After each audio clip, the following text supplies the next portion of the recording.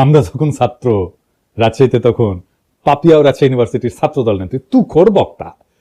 পাপিয়া তখন ক্রেজ আর কি, পাপিয়া আসবে বক্তৃতা দিবে, শুনলে পাবলিক ঝাইপে পড়ে।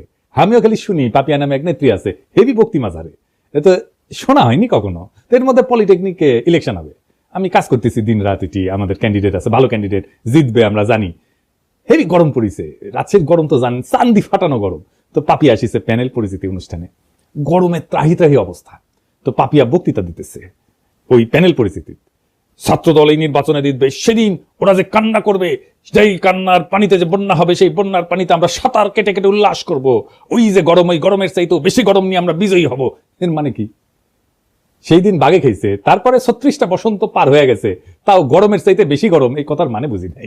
আপনারা বুঝিছেন? বুঝেন নাই? এই জন্যই কবি পুলক বন্দ্যোপাধ্যায় লিখেছিল, তুমি কি যে বলো বুঝি না, তোমার মুখের পানে চাহিলে আমি কিছু শুনি না, তুমি কি যে বলো বুঝি না।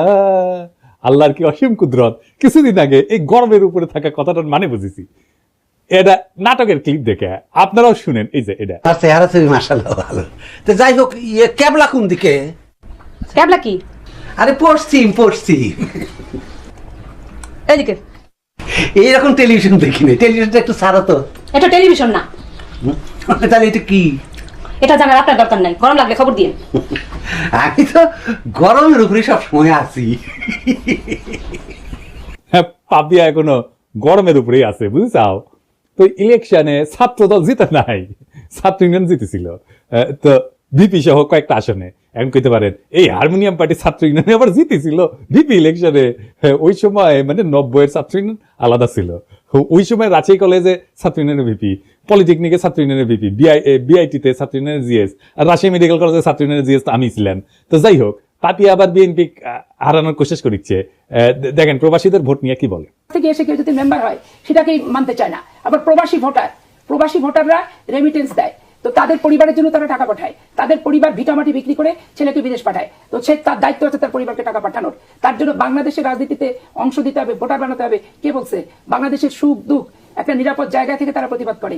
আমাদের মতো রং পানি থেকে, রিমান্ড থেকে, লোহার রড থেকে থেতলা করা, আর পুলিশ পিটানি, আর দিনের পর দিন 40 দিন 50 দিন থানা ওথানা করে বেঞ্চের উপর বসায় থেকে রিমান্ড কার্যকর করা, এগুলো কি প্রবাসী ভোটাররা কখনো তারা কি ভুক্তভোগী?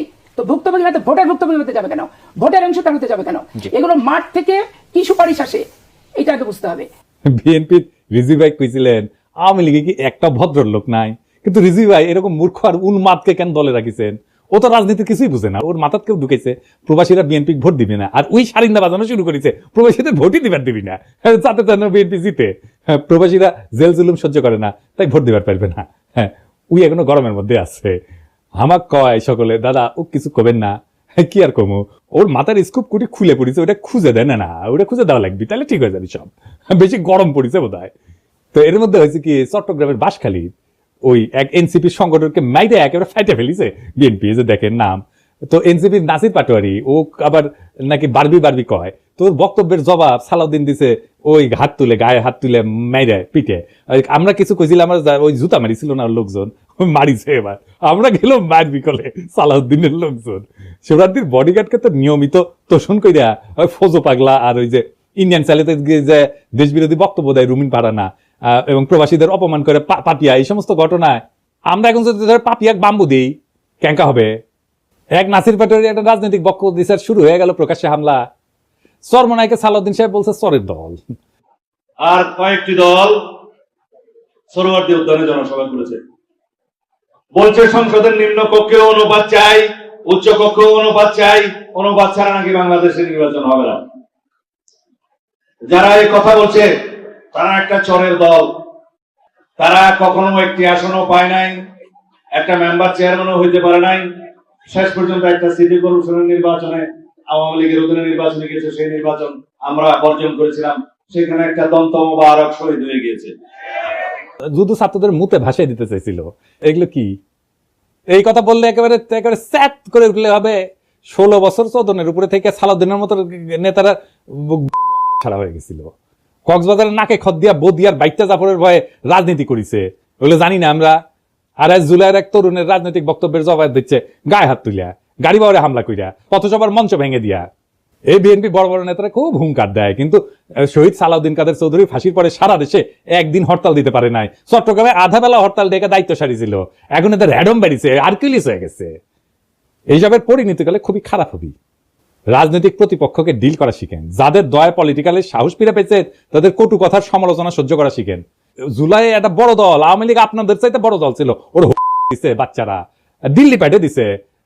এমন আর একটা পরিস্থিতি তৈরি করেন না, আপনাদের কলে যাওয়ার জায়গা নাই। বড় দলের অভিভাবক সুলভ আচরণ হবে, দয়া এবং ভালোবাসা দিয়া। আপনারা নিজেদেরকে রাজনৈতিক প্রতিপক্ষ ভাবেন, মাথায় যদি নিজেদের বয়স্ক মুরব্বী আর তাদের বাচ্চা ভাবেন, তাহলে ভাই আপনারা রাজনীতি করতে পারবেন না। আবার বিএনপি লেসপেন্সার গুলা করছে কি যে ছেলেটা নাকি লিক করতো, অথচ জুলাই বিপ্লবের সক্রিয় অংশগ্রহণকারী এবং আহত যোদ্ধা। গত জুলাই সে মাথায় এবং পায়ে ছলরা গুলি খাইছিল এবং আহত হওয়ার পরে এই ব্যাপারটা সরকার কিন্তু যাচাই করছে, লাইভ এসে জুলাই যোদ্ধা কার্ড দেখাইছে যে দেখেন। ইতিমধ্যে একটা খবর আমরা পেলাম যে বাঁশখালী, চট্টগ্রামের বাঁশখালীতে আমাদের একজন সংগঠক এবং আমাদের নেতা একই সাথে গত জুলাই সে আহত, গুলিবিদ্ধ, তার পায়ে এবং মাথায় ছড়াগুলি সেটা সেই মানে আহত সে, এবং সে এনলিস্টেড আহত, যেটা মানে সরকার কর্তৃক যেটা জুলাই যোদ্ধা কার্ড দেওয়া হয় আর কি আহতদের জন্য। এরপরেও যদি তাকে মারা জায়েজ করার জন্য লিগার বানাইতে চান, তাহলে আর কিছু বলার নাই। হ্যাঁ, আওয়ামী লীগের সাথে যে আচরণ করেছিলাম আমরা, আপনাদের সাথে সেটা শুরু করব, এবং এটা করলে আপনাদের চটি বাটি গোল হয়ে যাবে, কয়ে দিলাম আগে থেকেই। আবার দেখেন বিএনপির এক যুব নেতা স্লোগান দিচ্ছে, তুমি কে আমি কে বাঙালি বাঙালি। শুনুন, তুমি কে আমি কে, সে কে সে কে, তুমি কে আমি কে, সে কে সে কে। বিএনপির আদর্শ হইতেছে বাংলাদেশী জাতীয়তাবাদ। বাঙালি জাতীয়তাবাদকে পরাজিত করে বাংলাদেশী জাতীয়তাবাদের প্রবক্তা ছিলেন শহীদ জিয়া, এবং এটা শহীদ জিয়ার অরিজিনাল আইডিয়া, কেউ কয়া দেয়নি। শহীদ জিয়ার রাজনীতিকে এরা কব্বর দিয়ে দিল, এরা বিএনপিকে আওয়ামী লীগ বানায় ফেলতেছে। সাবাস বাঘের বাচ্চা, ওই ভাবিচ্ছে যে এই কইরা লীগের ভোটগুলো টানবি, কিন্তু ওর যে নিজের ভোটগুলো জয় বাংলা হয়ে যাবে সেই খবর আর নাই। তো এই নয়ন সম্পর্কে শোনা যায় নাকি প্রচুর চাঁদাবাজি করেছে, জানি না। নয়ন, তুমি কিছু মাইন্ড করো না, শুনিচ্ছি আর কি, সত্য মিথ্যা জানি না। তবে নয়নের কাছেও এই অনুসন্ধানী সাংবাদিক ওই চান্দা চাইছিল, এটা নয়ন নিজেই কইছে, শুনেন। উনি তো সেনাবাহিনীর মানে বহিষ্কৃত কর্মকর্তা, উনি সেনাবাহিনীতে চুরি করেছে, উনি মাদক এডিক্টেড, যে কারণে ওনার চাকরি চলে গিয়েছে। উনি তো আমার কাছে চাঁদা চাইছে, আমার কাছে লোক পাঠাইছে চাঁদার জন্য। ভাই নয়ন, তুমি অনেক গুরু মানো, তুমি অনেক গুরু মানো, তোমার কয় চান্দা, তোমার কাছে যদি চান্দা চায় তাহলে কি অবস্থা চিন্তা করো।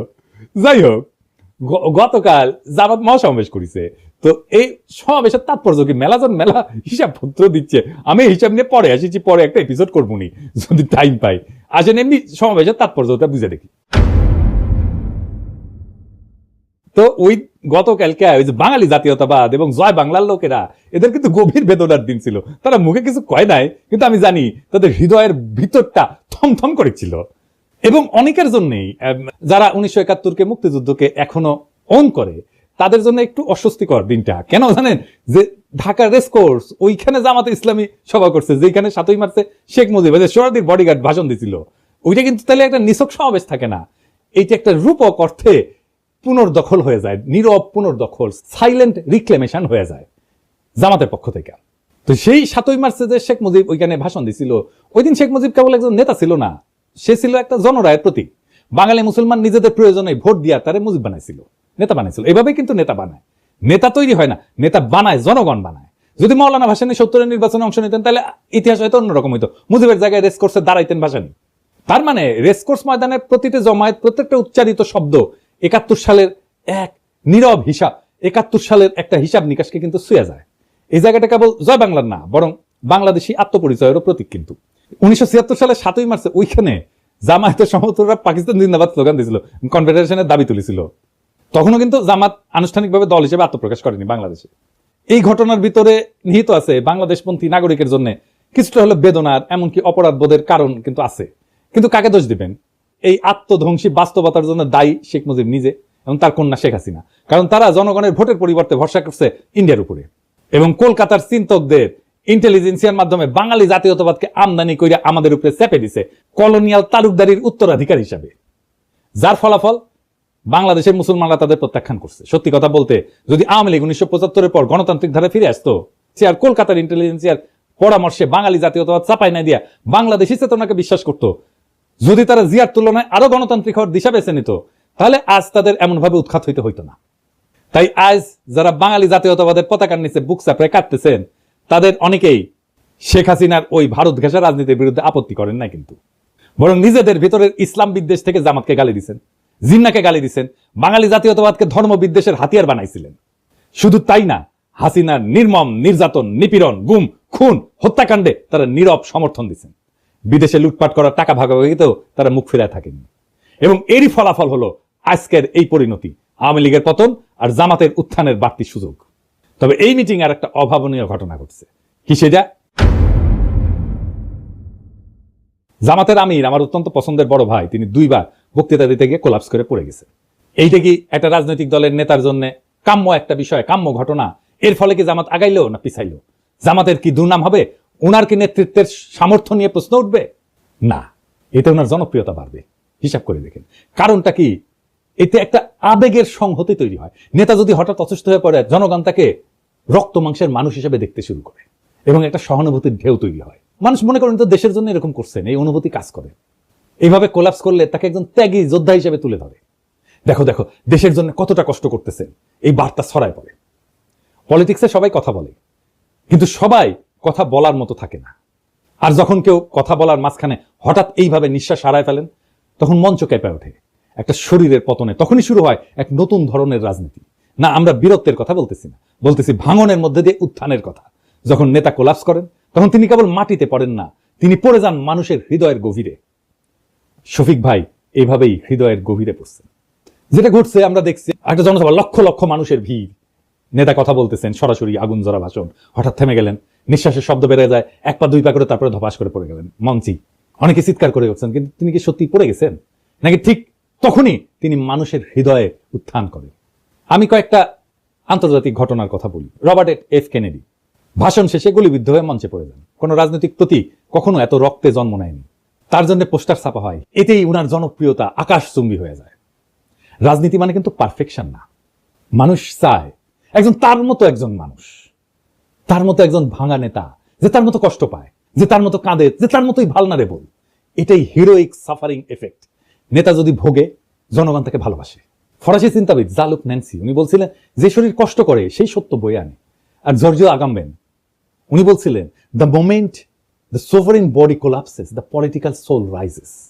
তাহলে প্রশ্ন দাঁড়ায়, নেতা যখন পড়ে যায় তখন কি উঠে আসে? উঠে আসে ক্ষমতার নতুন ভাষা। ভাঙন থেকে উঠে আসে এক নতুন প্রতীক, যেখানে নেতা আর কেবল মানুষ না, তিনি হয়ে ওঠেন সিনেমার মতো সাহসের স্থাপত্য, বীরত্বের প্রতীক, আস্থার জায়গা, ভরসার জায়গা, এবং মানুষ কানেক্ট করতে পারে তার সাথে। নেতৃত্ব সবসময় ভাষণের মধ্যে থাকে না, এইভাবে পতনের মধ্যেও থাকে। তাই এটা সিম্বলিক ব্রেকডাউন। ফরাসি দার্শনিক রোলা বার্ট বলছিলেন যে মৃত্যুর কাছাকাছি যাওয়ার প্রত্যেকটা মুহূর্ত একটা রাজনৈতিক পুনর্জন্মের আভাস দেয়। নেতা যখন কোলাপস করে, তখন মানুষ বোঝে এই লোক নিজের চেয়েও বড় কিছুতে বিশ্বাস করে। আর এখানেই আসে এক গভীর থিওরি, যেটা আগে বলছি, হিরোইক সাফারিং এফেক্ট। নেতা যখন কষ্টে পড়ে, তার প্রতি সহানুভূতি বাড়ে, আর সহানুভূতির সাথে আসে বিশ্বাস। বিশ্বাস থেকে তৈরি হয় কারিশমা। জার্মান সমাজবিজ্ঞানী ম্যাক্স ওয়েবার বলছিলেন, কারিশমা হচ্ছে এক ধরনের ঐশ্বরিক বা অতিপ্রাকৃত বৈধতা, যা দুর্দিনে প্রকাশ পায়। নেতার শরীর যখন হার মানে, মন তখন কথা বলে, আর মনই তখন জনগণের সাথে একাত্ম হয়ে যায়। সুতরাং নেতা যখন তার ভাষণের মঞ্চে পইরা যান, তখন আমরা যদি দুঃখ করি, তাহলে কিন্তু আমরা ঘটনাটা বুঝি না। আর যদি ভাবি উনি দুর্বল হয়ে পড়ছেন, তাও ভুল। কারণ নেতা আসলে তখনই সবচেয়ে শক্তিশালী হয়ে ওঠেন, তখন তার শরীর চিত হয়ে পড়ে থাকে আর জনগণের মন তার দিকে ঝুঁকে পড়ে। রাজনীতি কেবল শব্দের খেলা না, এটা কখনো কখনো শরীর ভাঙার বিনিময়ে মন জয়ের কাহিনী। শফিক ভাই মানুষের মন জয় করে ফেলছেন। উনি মন জয় করার মতোই মানুষ, একজন অত্যন্ত উঁচু মনের মানুষ, একজন অত্যন্ত ক্যাপাবল লিডার। শফিক ভাই দ্রুত আরোগ্য লাভ করেন, আবার রাজনীতির মঞ্চে ফিরে আসেন। আমাদের অনেক কাজ করতে হবে একসাথে, সেই কাজে শফিক ভাইকে দরকার, শফিক ভাইয়ের মতো নেতা দরকার, শফিক ভাইয়ের মতো মুরব্বী দরকার। আমরা চাই আমাদের নেতা আমাদের মতোই হোক, আমাদের মতোই রক্ত মাংসের মানুষ হোক, আমাদের মতোই দুঃখ পাক, আমাদের মতোই কষ্ট পাক, আমাদের মতোই কান্না করুক, আমাদের মতোই ভালনারেবল হোক। আমাদের রাজনীতিতে সেই রকম নেতা সবাই হয়ে ওঠেন। আমরা সেই কামনা করলাম, সেই নেতারাই আগামীর বাংলাদেশ নির্মাণ করতে পারবে। সেই দিনের অপেক্ষায় আমরা থাকলাম। আমরা সেই দিন একসাথে আবার সেই বিপ্লবকে পুনর্নির্মাণ করব, আবার সেই বিপ্লবের স্বপ্নে আমরা নতুন বাংলাদেশ গড়ে তুলব। ইনকিলাব জিন্দাবাদ।